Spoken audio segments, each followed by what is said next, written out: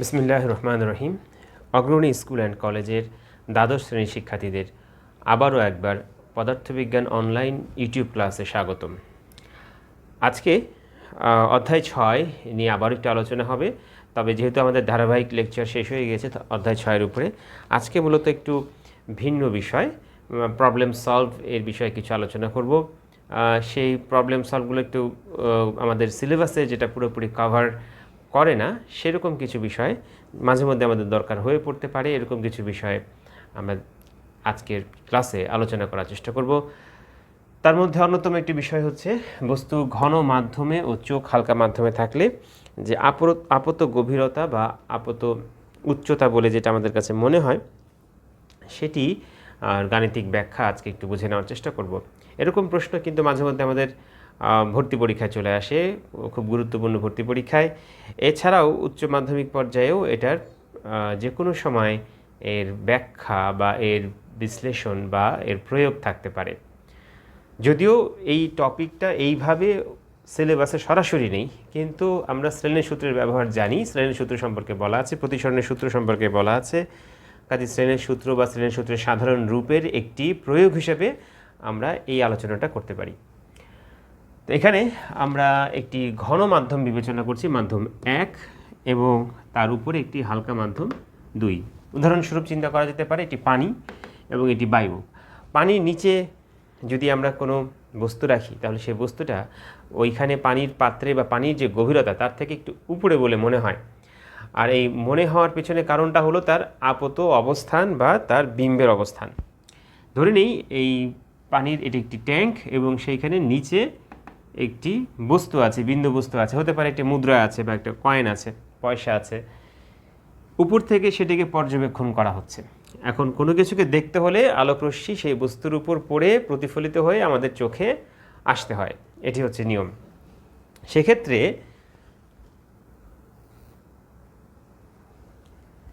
সেক্ষেত্রে পয়সাটার থেকে আলোকরশ্মি পড়ার পরে চতুর্দিকে এটা নিঃসৃত হচ্ছে, আলোকরশ্মি বেরিয়ে যাচ্ছে। তার মধ্যে একটি আলোকরশ্মি আমরা বিবেচনা করছি যেটি কিনা PO প্রাইম। PO প্রাইম এই বরাবর একটি আপতিত রশ্মি ঘন থেকে হালকা মাধ্যমে যাচ্ছে, এবং আমরা জানি ঘন থেকে হালকা মাধ্যমে আলোকরশ্মি যাওয়ার সময় অভিলম্ব থেকে দূরে সরে যায়। কাজে অভিলম্ব থেকে দূরে সরে QO প্রাইম আর পথে চলে যাচ্ছে। এখন এইখান থেকে যদি সেটাকে অবজার্ভ করা হয়, চোখ দিয়ে দেখা হয়, যেহেতু আমরা বলেছি যে চোখ হালকা মাধ্যমে আছে, আমাদের এখানে 2 নম্বর মাধ্যমটা হালকা মাধ্যম। কাজে এখান থেকে অবজার্ভ করলে এই রশ্মিটা আমাদের এই বরাবর পিছন দিকে টানলে এইখান থেকে আসছে বলে মনে হয়।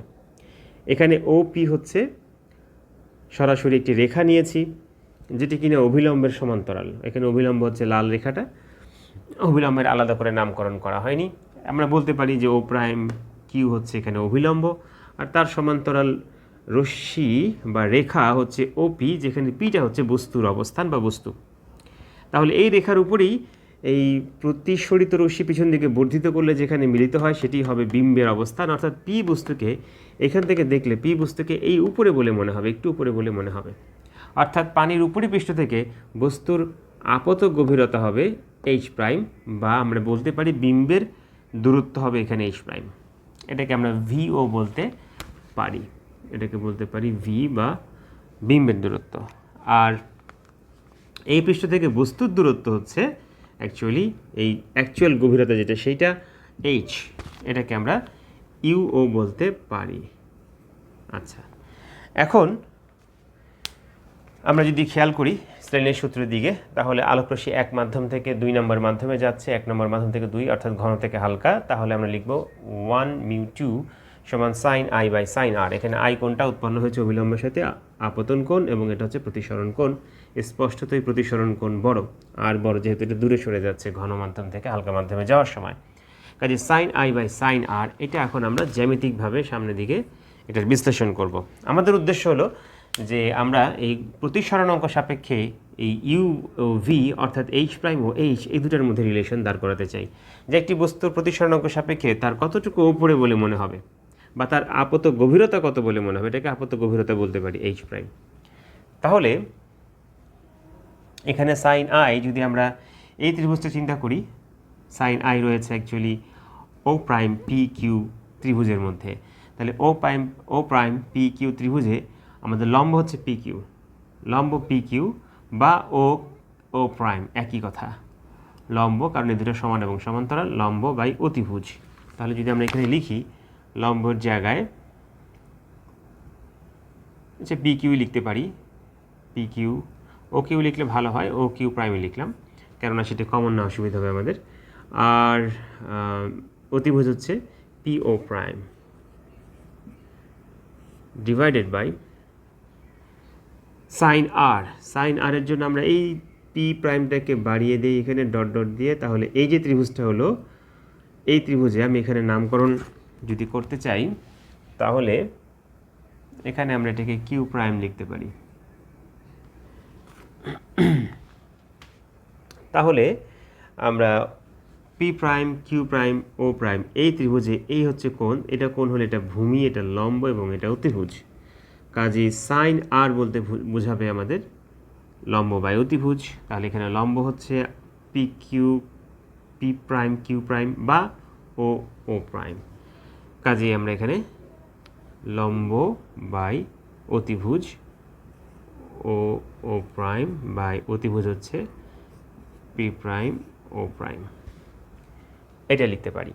তারপরের লাইনে আমরা যদি অগ্রসর হই তাহলে আমরা পাবো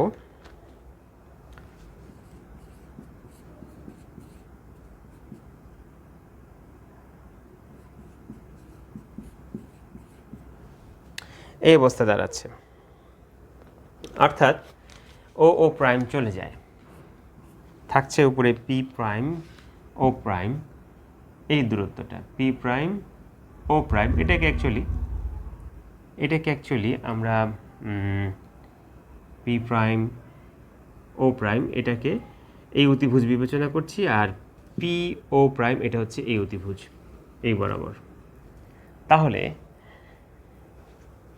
এখান থেকে যদি আমরা এই উচ্চতায় আসতে চাই সেটা আমরা কিভাবে আসব, তার আগে আমরা এখানে বলতে পারি যে এখানে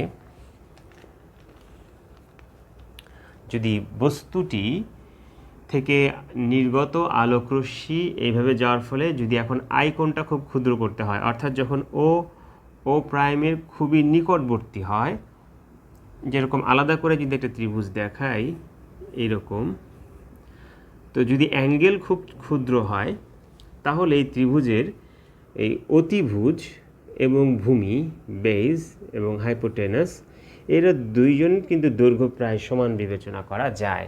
অর্থাৎ আমরা এটাকে কখন কনসিডার করতে পারি, যখন ও প্রাইম ও এর খুবই নিকটবর্তী, তখন এই অতিভুজটাই যেন ভূমির মতো রূপ নিচ্ছে, অর্থাৎ পি ও প্রাইম যেন ও প্রাইম কিউ এর মতো হয়ে যাচ্ছে। আবার পি প্রাইম ও প্রাইম এটা যদি ওটা কাছাকাছি আনি তাহলে ও পি কিউ এর মতো হয়ে যাচ্ছে, অর্থাৎ পি প্রাইম ও প্রাইম এইটাকে আমরা তখন পি প্রাইম ও বিবেচনা করতে পারি, আর পি ও প্রাইম ওটাকে কাছে আনলে ও প্রাইমের পরিবর্তে আমরা পি ও বিবেচনা করতে পারি। তার মানে ও প্রাইমের পরিবর্তে সব ও হয়ে গেল। যখন ও প্রাইম বিন্দুটা ও এর খুবই নিকটবর্তী তখন আমরা এটা বিবেচনা করতে পারি। সেখান থেকে পি প্রাইম ও এটা দাঁড়াচ্ছে আমাদের এইচ প্রাইম, বা আমরা ভিও বলতে পারি, এখান থেকে ভি বলি, এটা বিম্বের দূরত্ব বা বিম্বের কতটুকু দূরে রয়েছে এখান থেকে, আর এটা হচ্ছে বস্তুর দূরত্ব পি বিন্দু, সেটাকে আমরা নিচে ইউ বলতে পারি, যেটা কিনা পিও। কিন্তু লক্ষণীয় বিষয় যে এটি হচ্ছে দ্বিতীয় মাধ্যমের প্রতিসরণাঙ্ক প্রথম মাধ্যম সাপেক্ষে, অর্থাৎ 2 নম্বর মাধ্যম যদি এটা বায়ু হয় তাহলে বায়ুর প্রতিসরণাঙ্ক প্রথম মাধ্যম সাপেক্ষে। কিন্তু আমরা সেরকম ব্যাপারটা চাচ্ছি না, আমরা চাচ্ছি যে এখানে মূলত এই বেঁকে যাওয়ার পেছনে দায়ী ঘন মাধ্যম, এই ঘন মাধ্যম থেকে হালকা মাধ্যমে যাওয়ার কারণে এটা এরকম বেঁকে গিয়েছে। তাহলে বস্তু আছে মূলত কোন মাধ্যমে, বস্তু পি আছে যেহেতু 1 নম্বর মাধ্যমে, কাজেই বস্তু যে মাধ্যমে আছে সেই মাধ্যমের প্রতিসরণাঙ্কটাই আমার জেনে নেওয়াটা বেশি জরুরি। কাজেই এর পরবর্তী লাইনটা আমরা একটু চেঞ্জ করে খুব সহজেই লিখতে পারি, or 1 বাই, আগে ছিল 1 মিউ 2 এখন হবে 2 মিউ 1, 1 থেকে 2 নম্বরে গিয়েছিল এখন উল্টা করে দিলাম, অর্থাৎ এটা 1 নম্বর মাধ্যমের প্রতিসরণাঙ্ক 2 মাধ্যম সাপেক্ষে। এটা সমান লিখতে পারছি v/u। তাহলে যদি এটাকে সোজা করে লিখি, অর্থাৎ এইরকম যদি লিখি, তাহলে এটা হবে u/v, আর u/v এটাকে আমরা লিখতে পারি h/h প্রাইম, h/h প্রাইম। তাহলে এটিকে আমরা একটি ফাইনাল ইকুয়েশন হিসেবে মনে রাখতে পারি, যেখানে কোনো মাধ্যমের প্রতিসরণাঙ্ক জানা থাকলে তার আপত গভীরতা, উপর পৃষ্ঠ থেকে দেখলে আপত গভীরতা এবং প্রকৃত গভীরতার মধ্যে সম্পর্ক, বা বস্তুর দূরত্ব এবং বিম্বের দূরত্বের মধ্যে সম্পর্ক। কাজেই কোনো মাধ্যমের প্রতিসরণাঙ্ক সমান বস্তুর দূরত্ব ডিভাইডেড বাই বিম্বের দূরত্ব, অথবা প্রকৃত গভীরতা বা প্রকৃত দূরত্ব ডিভাইডেড বাই আপত গভীরতা বা আপত দূরত্ব, h/h প্রাইম। এখানে আমি যদি বাংলায় লিখে রাখি তাহলে এরকম লেখা যায় যে প্রকৃত দূরত্ব ডিভাইডেড বাই আপত দূরত্ব।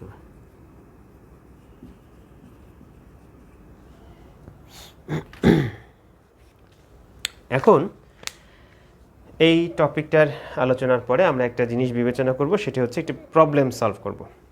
একটি প্রবলেম সলভ করব, সেটি হবে রাজশাহী বিশ্ববিদ্যালয়ের একটি কোশ্চেন। সে কোশ্চেনে বলেছে যে জলাশয়ের তলদেশ উহার প্রকৃত গভীরতার কতটুকু। কোনো জলাশয়ের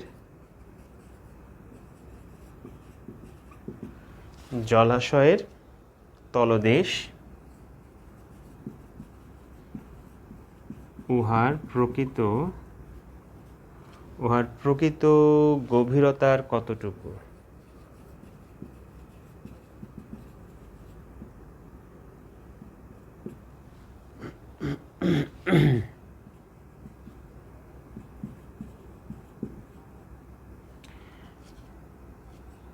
রাজশাহী ইউনিভার্সিটি 2017-18 রিসেন্ট, খুব বেশি আগের না, 17-18 এই সময়কার কোশ্চেন এটি।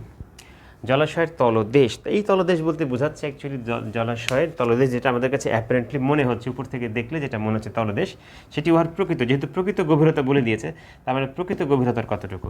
অর্থাৎ আমাদের উপরের যে সমীকরণ, সেখান থেকে যদি আমরা বিবেচনা করি, তাহলে আমাদের এখানে তলদেশের গভীরতা বলতে আমরা আপত গভীরতা বোঝাচ্ছি, সেটা নিচেরটা এইটা, আর প্রকৃত গভীরতা হচ্ছে উপরেরটা বা প্রকৃত দূরত্ব, সেইটার কতটুকু, অর্থাৎ h প্রাইম, h এর কত, এইটা আমাদের বের করতে হবে।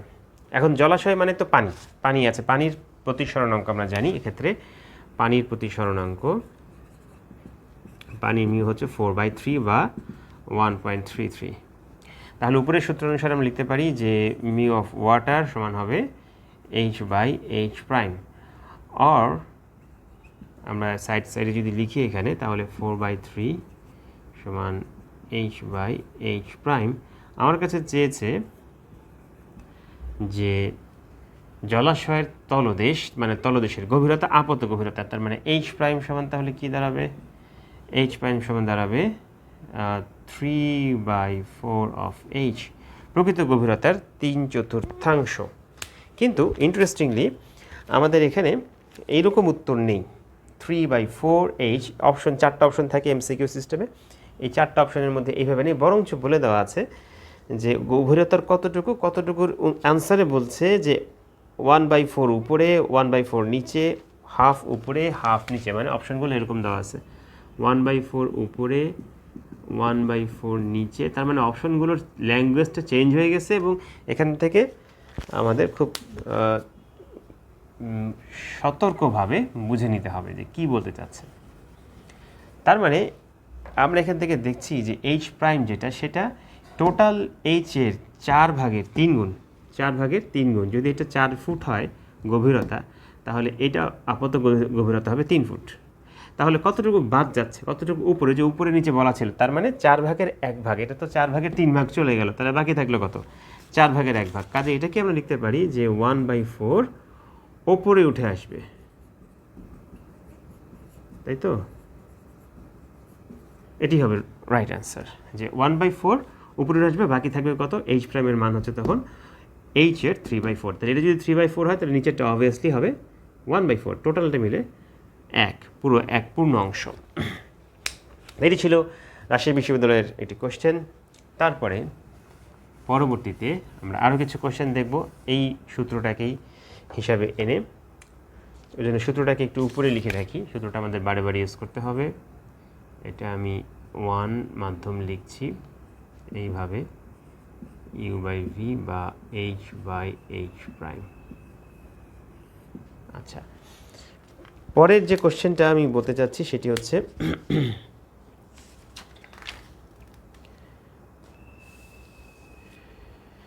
একটি পুকুর 6 ফুট গভীর। আচ্ছা, এটি একটু রেফারেন্স দেই। এটি হচ্ছে আমাদের ডক্টর শাহজাহান তপনের স্যারের যে বইটি রয়েছে, এই বইটির এই যে কোশ্চেনটা রাজশাহী বোর্ডে, সেটি ছিল এমসিকিউ অংশের 57 নম্বর প্রবলেম। 57 নম্বর প্রবলেমে এই রাজশাহী ইউনিভার্সিটির ভর্তি কোশ্চেনটা দেওয়া ছিল। এরপরে আমি যে এমসিকিউ কোশ্চেনটা বলবো সেটি হচ্ছে মেডিকেল এবং ঢাকা বিশ্ববিদ্যালয় উভয় ক্ষেত্রেই আসছে। সেটি হচ্ছে 53 নম্বর, 53 নয়, 70 নম্বর প্রবলেম, ডক্টর শাহজাহান তপন স্যারের বই, সেখানকার এমসিকিউ। তবে এডিশন টু এডিশন এটা চেঞ্জ হতে পারে। প্রশ্নটা এরকম যে একটি পুকুর 6 ফুট গভীর,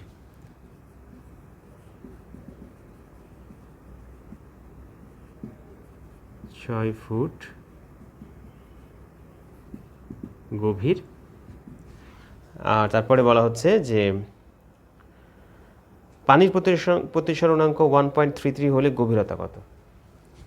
তার মানে সরাসরি আমি এইভাবে লিখলাম, 1.33 হলে গভীরতা কত। গভীরতা কত বলতে বোঝাচ্ছে কি, গভীরতা কত মানে প্রকৃত গভীরতা কত, যেহেতু এখানে নাকি আপাত গভীরতা, ল্যাঙ্গুয়েজটা একটু বুঝে নিতে হবে। তার আগে বলি যে ঢাকা বোর্ডে, ঢাকা বিশ্ববিদ্যালয়ে আসছে 2010, 11, 9, 10 উভয় সালেই আসছে। ঢাকা ইউনিভার্সিটি 9, 10, 10, 11 উভয় সালে আসছে। আর মেডিকেলে আসছে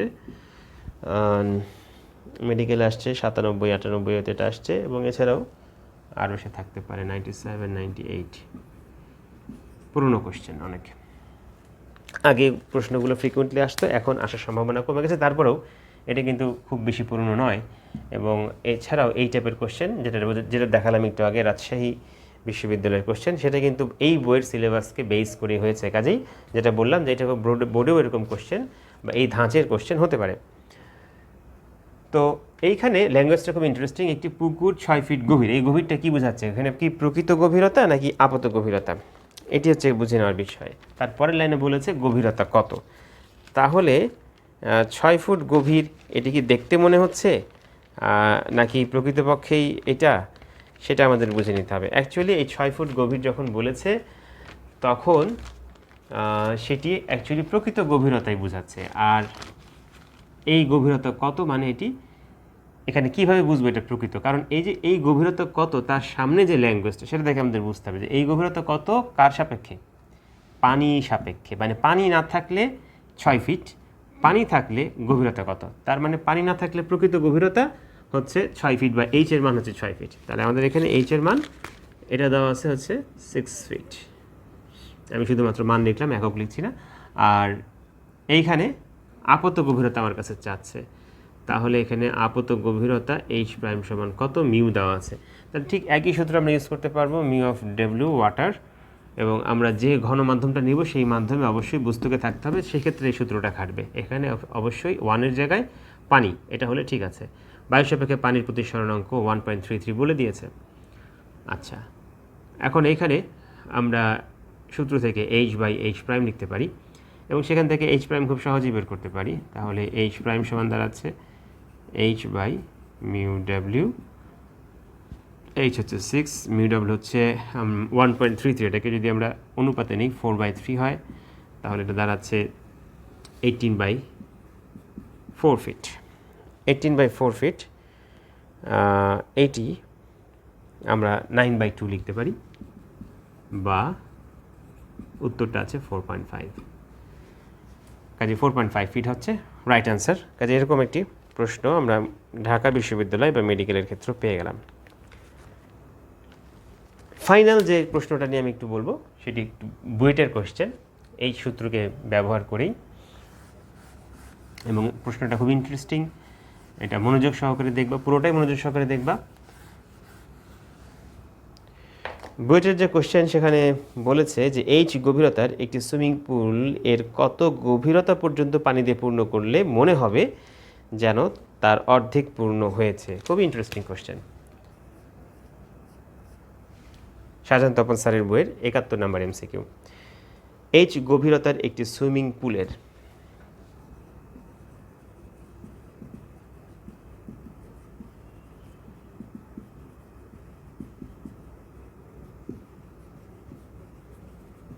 এইচ গভীরতার একটি সুইমিং পুলের কত গভীরতা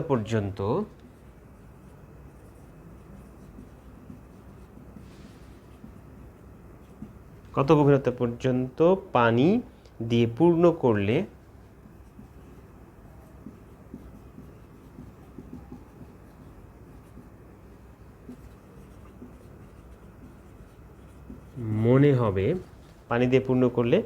মনে হবে যে তার অর্ধেক পূর্ণ হয়েছে, মনে হবে যে তা অর্ধেক পূর্ণ হয়েছে।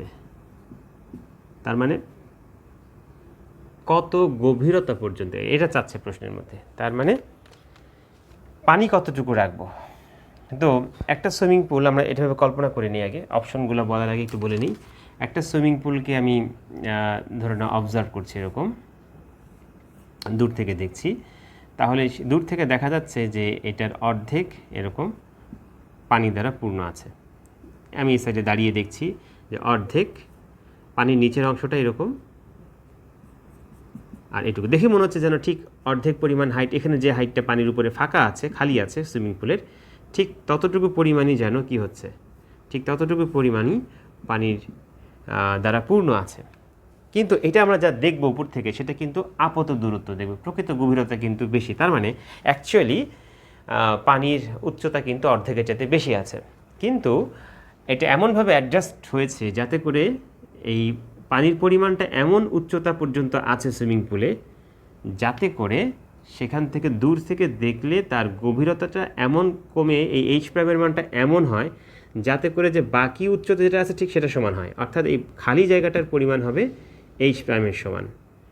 এটা দেখার ক্ষেত্রে দেখে যেটা অ্যাপারেন্টলি মনে হচ্ছে, আপাতভাবে মনে হচ্ছে, কিন্তু প্রকৃত গভীরতা কিন্তু অ্যাকচুয়ালি তার থেকে বেশি। তো সেটা আমাদের বের করতে হবে। এবং এক্ষেত্রে যে অপশনগুলো আছে,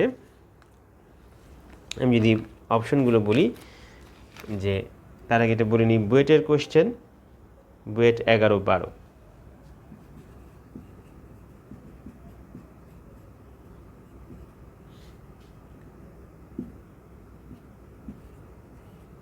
আচ্ছা, এখন অপশনগুলো যদি একটু দেখি, যে 3/4H প্রথমে দেওয়া আছে, 3/4H ক, তারপরের অপশনে আছে 2/3H, 2/3H, তার পরের অপশনে আছে 5/7H, এবং ফাইনালি 3/5H, 3/5H। চারটা অপশন, ক খ গ ঘ, আমাদের সঠিকটা বেছে নিতে হবে। খুব ইন্টারেস্টিংলি আমি এটা বলতে চাচ্ছি যে এখানে কোনো অপশনই ঠিক নেই, কোনো অপশন এখানে ঠিক নেই। ভুলভাবে একটু মানে চিন্তাটা পুরো পরিপূর্ণভাবে না করলে একটা অপশন মেলানো যায়, সেটা হচ্ছে 3/4H। সেটা কীভাবে মেলানো যায় সেটাও আমি দেখাবো, আর অ্যাকচুয়ালটা কী হবে সেটাও আমি একটু তোমাদের ব্যাখ্যা করে দিব। আমি জানি না যে অ্যাকচুয়ালি বোর্ড কোয়েশ্চেনে এটা ছিল কি না, এই অপশনগুলো ছিল কি না, বা অরিজিনাল অ্যান্সারটা ছিল কি না সেটা আমি জানি না, কিন্তু আমি যেমনটা পেয়েছি শাহজাহান তপন স্যারের বইতে আমি ঠিক সেভাবেই দেখাচ্ছি। তাহলে সেই অনুযায়ী আমাদের এখানে সঠিক অপশন নেই। তাহলে সেটা কি হবে এটি বুঝে নেওয়ার জন্য আমি আগে লিখে রাখলাম যে এটার মান হচ্ছে 2/3H। এটা হচ্ছে রাইট আনসার। ভুলভাবে চিন্তা করলে এইটা আমি এটা আলাদা করে উপরে লিখলাম। এখন কিভাবে সেটা পাওয়া যায়, এবং উত্তর কিন্তু আমাদের শাহজাহান তপন স্যারের বইয়ে উত্তর এটা দেওয়া আছে। এই চারটা অপশনের মধ্যে কোনোগুলোই তো হচ্ছে না, এইটা দেওয়া আছে, এবং সেটা কিভাবে চিন্তা করে সেটা বের করা যায় সেটা আমি একটু বলি। তো এইভাবে এই উত্তরটা পাওয়ার জন্য এইরকম চিন্তাটা করা যায় যে এই হচ্ছে পুরো সুইমিং পুলের একটা ধার,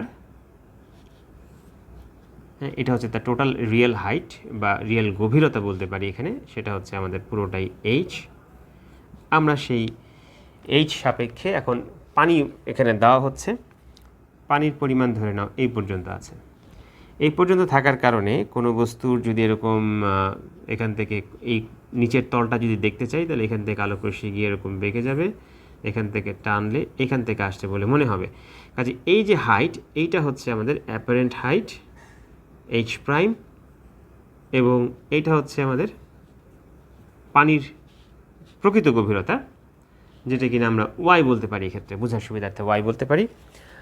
তাহলে আমাদের প্রশ্নটা বলেছে যে কত গভীরতা পর্যন্ত, মানে এই ওয়াইকে আমাদের প্রেজেন্ট করতে হবে এইচের সাপেক্ষে। এইচের কত অংশ ওয়াই দ্বারা প্রকাশ করব, ওয়াই সমান এইচের কত পার্ট, যেরকম আমাদের ছিল 2/3 এইচ, এইচের অর্ধেক না, কতটুকু পরিমাণ পানি দিলে সেখান থেকে যে নিচের তলটা উপরে উঠে যে যতটুকু অংশ দেখা যাবে সেটি হচ্ছে এইচ প্রাইম, এবং এটি যতটুকু বাকি থাকলো ঠিক তার সমান, মানে এটি এইচ প্রাইম হলে উপরেরটাও এইচ প্রাইম। এবং এক্ষেত্রে আমরা এইচ প্রাইমটাকে যদি ল্যাঙ্গুয়েজের মতো করে যদি চিন্তা করি সরাসরি, তাহলে প্রথমে এরকম মনে হতে পারে যে এইচ গভীরতার একটি সুইমিং পুলের কত গভীরতা পর্যন্ত পানি দিয়ে পূর্ণ করলে মনে হবে যে তার অর্ধেক পূর্ণ হয়েছে, মনে হবে যে তার অর্ধেক পূর্ণ হয়েছে, মানে এইটাকে আমরা অর্ধেক মনে করব। অর্থাৎ যদি আমরা এখানে এইচ প্রাইম সমান h/2 ধরি, আমাদের কাছে মনে হচ্ছে আমরা ঠিকই ধরেছি, তাই না? প্রথমে খুব হঠাৎ করে তাকালে আমাদের প্রশ্নটা পড়ে মনে করতে হবে যে না, ঠিকই আছে, যে যতটুকু এইচ প্রাইম এখানে হচ্ছে সেটা যেন অর্ধেক গভীরতা আমরা মনে করতে পারি। কার অর্ধেক গভীরতা? পূর্ণ গভীরতার।